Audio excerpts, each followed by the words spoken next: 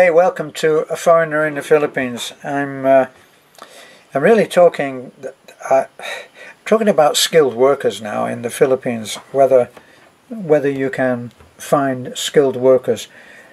As always, I always see a lot of derogatory comments about so-called skilled workers in the Philippines, and what I found is that it is pretty much the same as anywhere else that you go in the world. And I've been to quite a few places. I've been all over America. I've been all over Europe.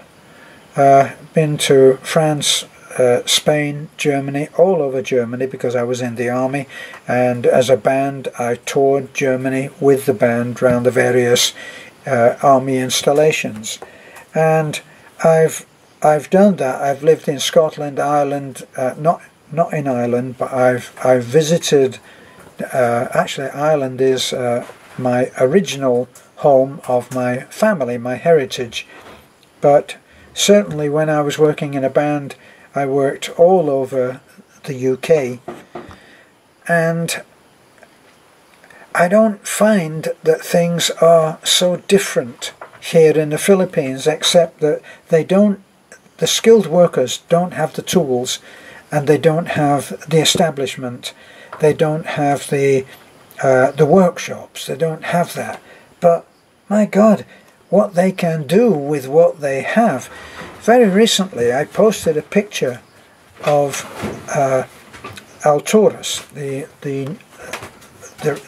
restorations or remodeling that's going on in what we call our supermarket, which is Alturas, and they built a new building, part of which is the new Alturas, and part of which is the Jollibee, which you will have seen videos about that. And I look at what they have for scaffolding, and the scaffolding is made up of rebar, which is possibly this thick. I'm holding it in front of light so you can see. It might be something like 8 or 9 millimeter. I don't think it's a lot more than that. Rebar. And what they do is they make up about this wide. So we're actually looking at about this wide. What I'm looking, 15, maybe 18 inches wide. And they make it up like a ladder. So two long, well, let me do it on here instead.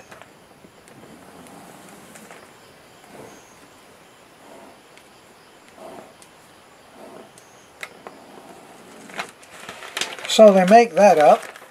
I don't know where you can see that. It's just like a ladder that's made up of welded rebar. All the steps are welded in. And then they put two of those up like this. And then they put a plank in between like that. And then they work from that plank. I called them trapeze artists because that's how it seemed to be. Now, that building that's been built in Taliban is beautiful. They do tiling there, which is just, it looks like acres of tiling to me, and they're huge tiles, 2 feet by 2 feet, and they are just laid perfectly. Now, I've seen them laying those, and they don't have any laser beams. You know, when we first went and did a video at the Aussie-Romanian, or Romanian-Aussie, Mitch, he showed us his laser beam and get everything perfectly level. There's no question about it. I've been to Alturas and everything is perfectly level, and I didn't see any of those laser beams. So they are extremely skillful. Now, if you go and look at any of the really beautifully finished houses, they're made by Filipino workers and Filipino foremen, Filipino companies. and they really, really do an incredible job. Now, if you filter that down and come to, say, the houses that we were building, are they the same standard as the ones that I've just been talking about? No. But they don't have to be. They're built to a price. And talking about being built to a price brings you to a very important point about the infrastructure, about the way that things are achieved, the way that they're worked here. And that is that they have to work with poor quality a lot. Now, why is it poor quality? Because it's very cheap. And if you're living, say, in America, I'm saying in America because that was the last first world country that I lived in, was America, where I lived for some 20 years.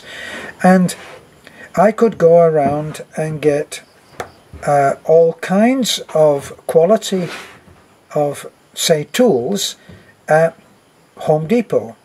And I could go there and I could get different qualities. Now, I could buy cheap if I wanted to, and if I wanted to buy cheap, I could go to somewhere like Harbor Freight, where the tools were probably not such well known. Well, maybe they were made for Harbor Freight, and they were made to a price, and you got them cheap. Now, why would you buy a cheap tool when you could go to somewhere like Home Depot or one of the quality tool shops and buy a name product that would last you forever?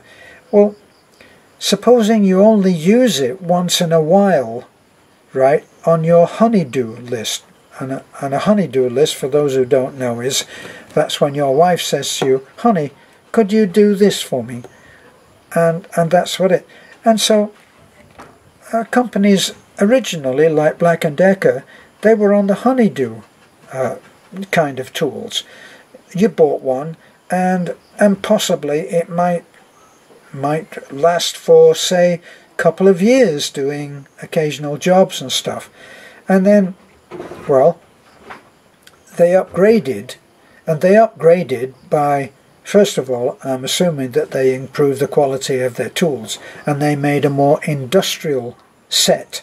So you took your tools, if you were going to use them very regularly, you took them from a higher level, a higher standard of tools, and you paid more for them.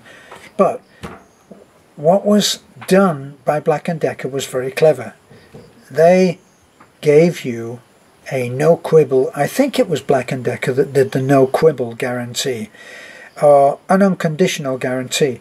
Now, I then tried one of the Black & Decker industrial quality drills, and I burned it out. I thought, now here's the acid test. I took it back to Home Depot. I said, she said, it's okay.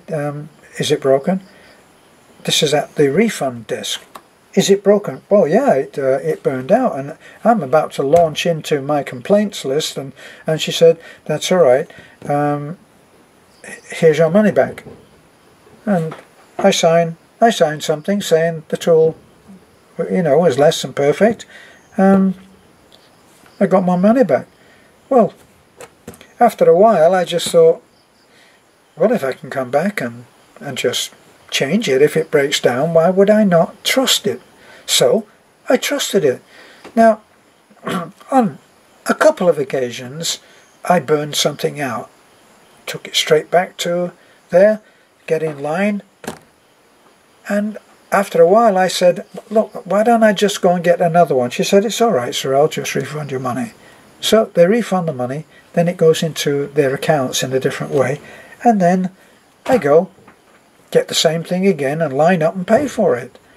So things changed when the quality started to go up. Now, if you are in America, I've said this before, how I watched Chinese programs on satellite. Okay, so I watched, and I didn't know what was being said, but I watched the images, and the images were of the ports, like some of the big ports in China that were obviously sending stuff over to America. All of the containers that I saw had Costco written on them. So what happens is that the manufacturers must go to the Chinese and say, this is what we want, this is what we want to pay for it. Now somewhere in between those negotiations, going backwards and forwards, the manufacturer nearly gets what they want, and the Home Depot buyer gets what they want, and the Chinese manufacturer has to produce something that will be usable and still make a profit on the price that they've negotiated with, say, Home Depot. Now, there were other stores that you could go to, like the 99-cent store. Now, with the 99-cent store, if you went in and you bought this in the 99-cent store, and let's say that it was a little toy. I can't pick up a toy right now, but let's say that it was a little toy. Now, you would buy this if you took your kid in there and you'd be looking for something, and you buy what you wanted, and your child might see this and say, "Dad, can I have this? It's 99 cents. You say, "Sure." Now, he gets it home, and he takes it, and he goes, "Dad, it's broken." Doesn't matter, it was only 99 cents. So there you had a certain kind of quality that performed a certain kind of duty, and that was to give a child a momentary little space, a little experience of joy in making this little thing, say it was a gun, and going pop pop, and after a while it only went pop, and then after a further while it went on pop. So manufacturers got what they wanted, and so did the buyers to an extent, because no one's going to go back and say, "Hey, I paid 99 cents for this," because everybody would laugh at them. Now, I always thought when I was touring in China, and I looked at the incredible artwork that the Chinese do, and the incredible techniques that they have for making some beautiful pieces of art. And boy, I thought then, if the Chinese ever get to the point like the Japanese did, where they can say, "This is the price," and you take it, then we'll be looking at a first world country. Just to give you an idea, look,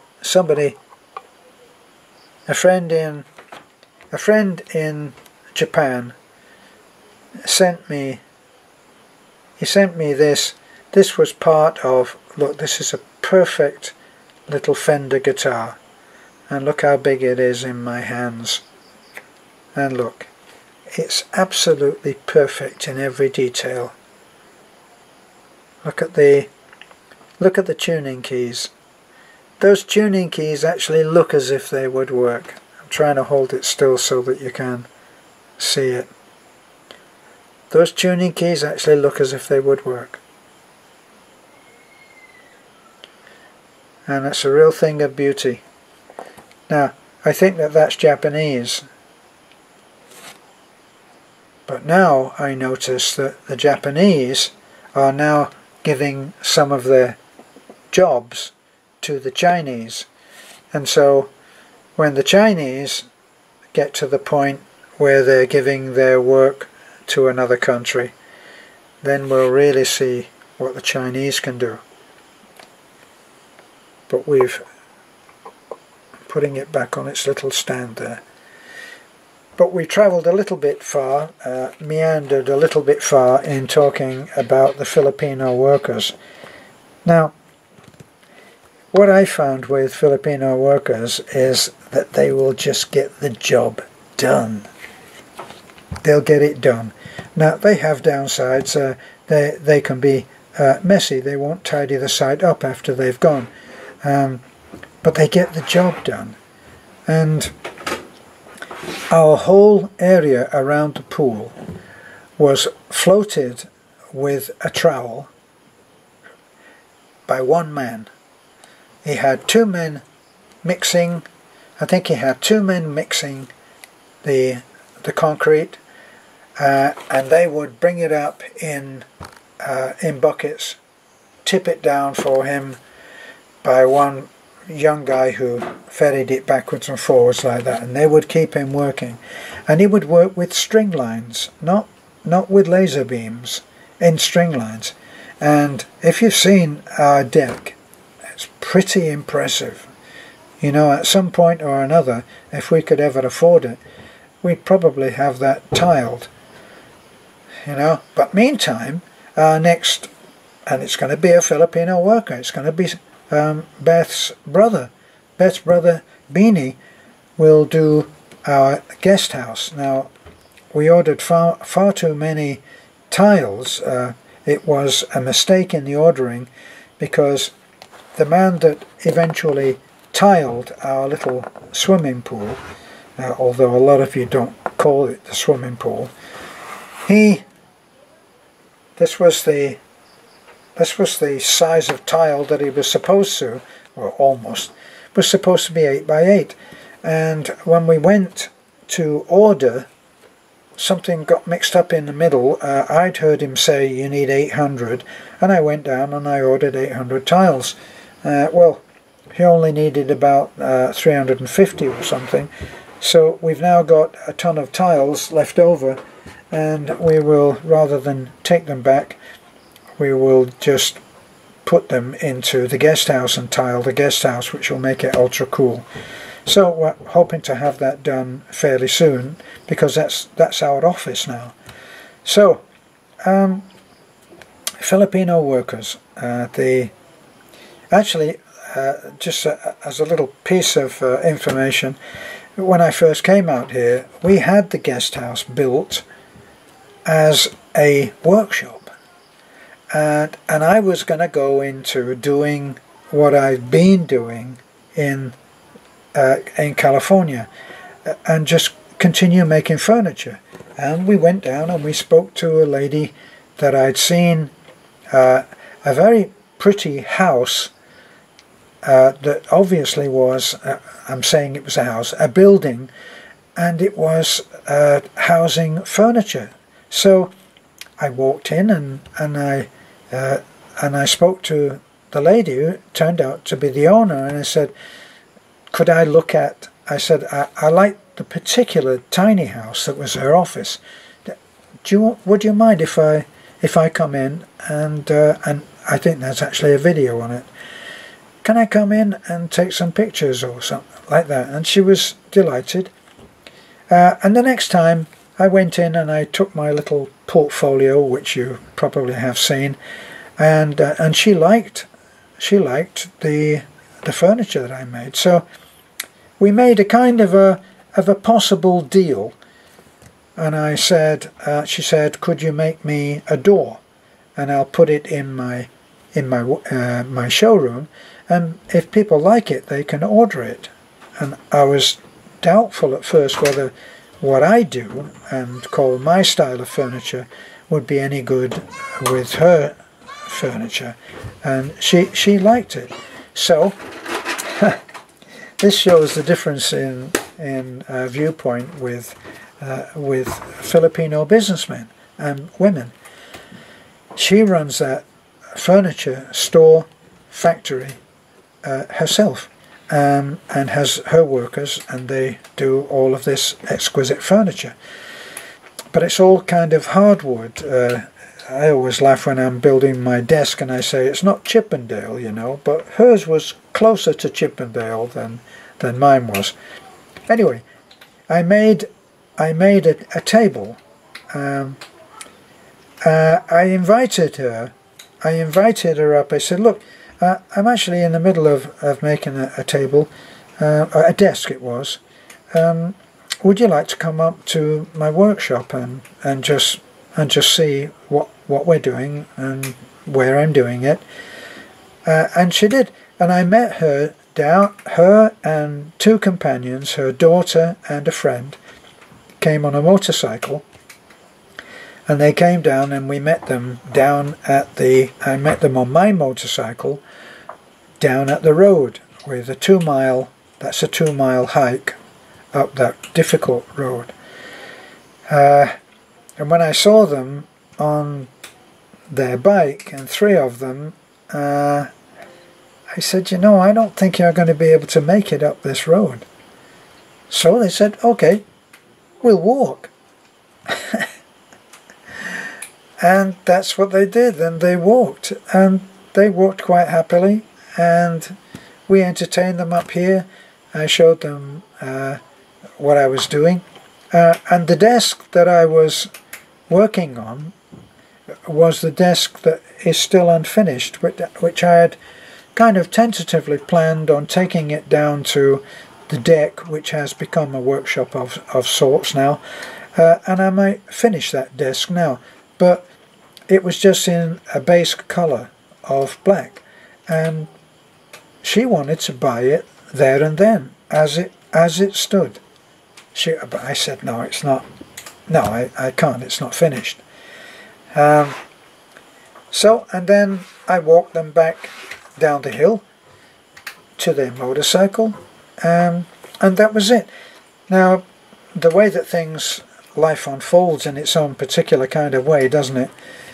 And we got involved with doing our YouTube channel, so we never ever did continue that. But I made a door.